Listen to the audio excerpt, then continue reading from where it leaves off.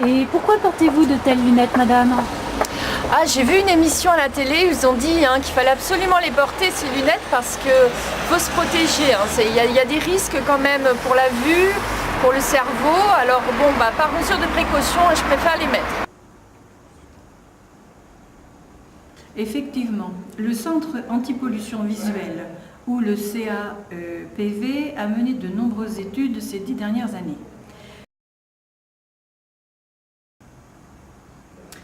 L'autopsie réalisée sur un adolescent immergé en zone publicitaire prioritaire a révélé une atrophie cérébrale sans précédent et c'est très inquiétant.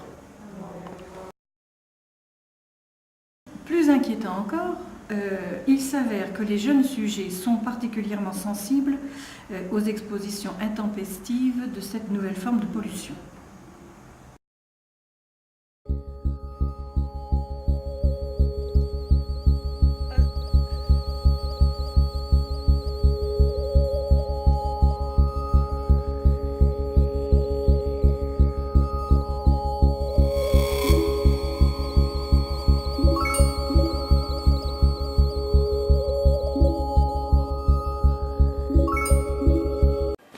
Bonjour Caroline. Bonjour. C'est vraiment sympa de votre part de nous accueillir chez vous. Alors c'est dans le cadre du reportage. J'adore travailler à la maison. Eh bien écoutez, ça tombe bien, c'est mon cas, donc je vous en prie, allez-y, on va rentrer. Merci. Bien Caroline, votre petit chez vous a l'air tellement douillet qu'il est facile de comprendre que vous adoriez travailler à la maison. Ah ben écoutez, c'est vrai que j'ai un cadre tout à fait agréable que j'apprécie au plus haut point et vraiment je suis heureuse. Et depuis combien de temps travaillez-vous à domicile dans ce merveilleux cadre? Alors ça fait à peu près 1 an, toujours à titre expérimental puisque mon poste est en observation pour le moment.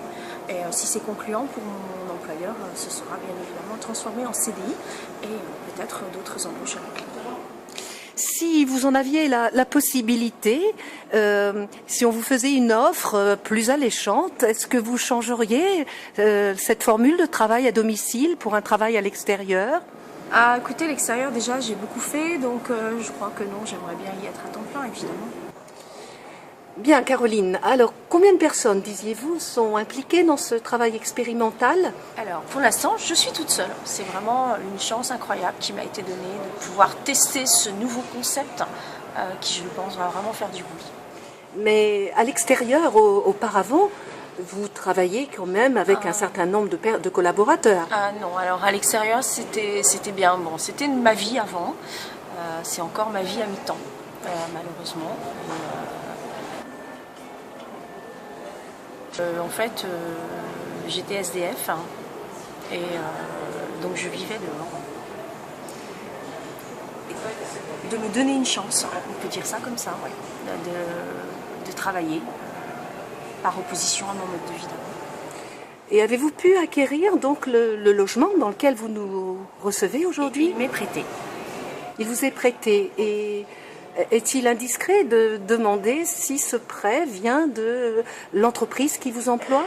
Oui, tout à fait. Oui, c'est un avantage en nature. Eh bien, vous allez finalement nous dévoiler quel est ce travail que vous avez plaisir à exercer. Est-il de jour, de nuit?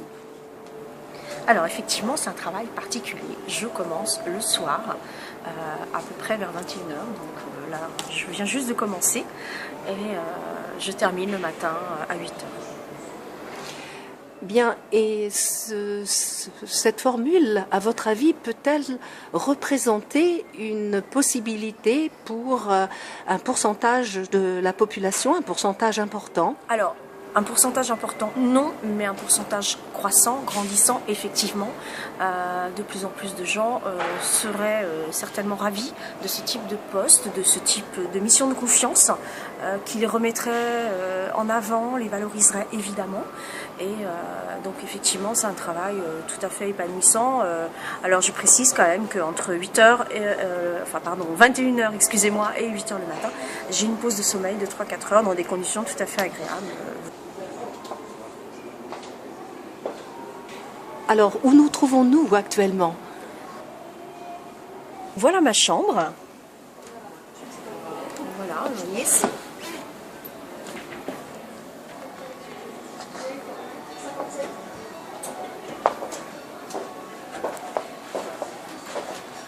voilà, donc c'est ma cuisine et donc voilà, je travaille pour tester.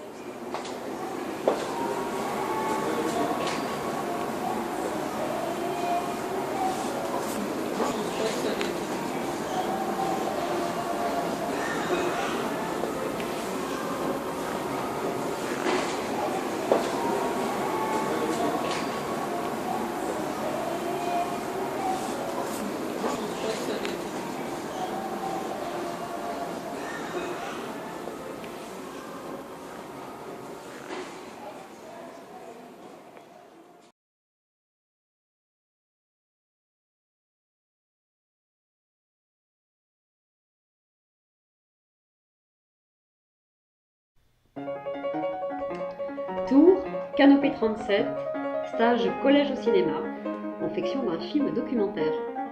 Nous avons voulu en savoir plus. Eh bien, nous étions en stage cinéma audiovisuel avec la fabrication d'un documentaire. Bon, il se trouve que rien ne fonctionne. Donc on est là pour 3 jours, les caméras sont très obsolètes.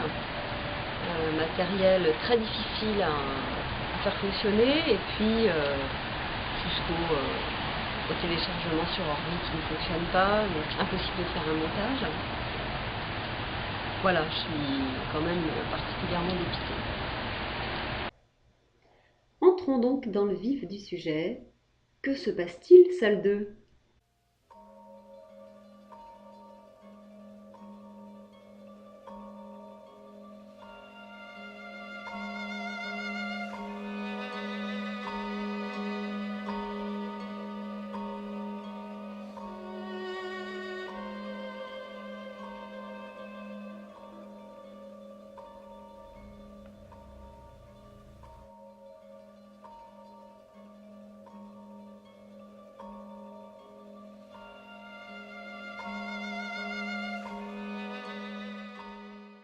Il semble également que l'environnement ne soit guère propice au travail de ces stagiaires.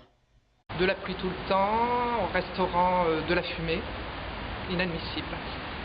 Des enfants qui jouent au ballon, qui frappent dans les portes, j'en passe, et des meilleurs.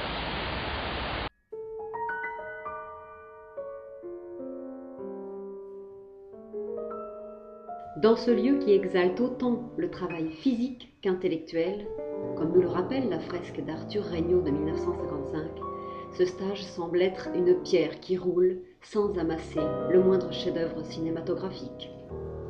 Et nous partons à la recherche d'un vrai documentaire.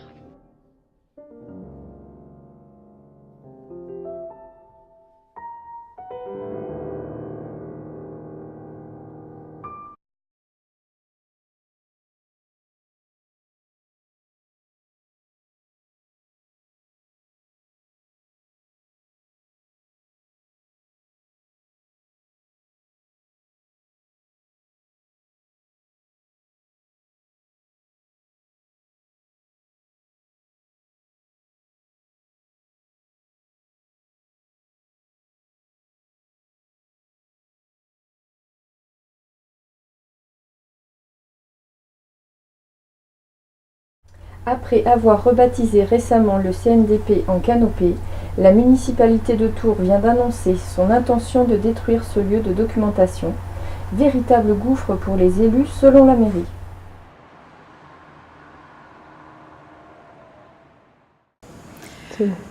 L'audit a démontré que le bâtiment était vétuste, que ce lieu n'est pas viable ni rentable. La désertification du lieu ne le rend pas compétitif du tout, c'est pourquoi l'audit propose de détruire le Canopée et de le développer, en tout cas de développer l'espace numérique existant. D'ores et déjà, les syndicats s'organisent pour contrer cette décision. Nous sommes inquiets pour nos emplois. Nous espérons vraiment que la mairie va changer d'avis. Alors nous allons organiser des manifestations. Nous allons aussi essayer de faire classer l'œuvre de Regnault afin d'éviter la destruction de ce bâtiment. Rumeurs ou vrais projets. Un certain nombre d'indices laissent peu de doutes sur les intentions de la mairie. Étonnant lorsque l'on sait que la municipalité a dépensé 25 000 € dans la rénovation des toilettes.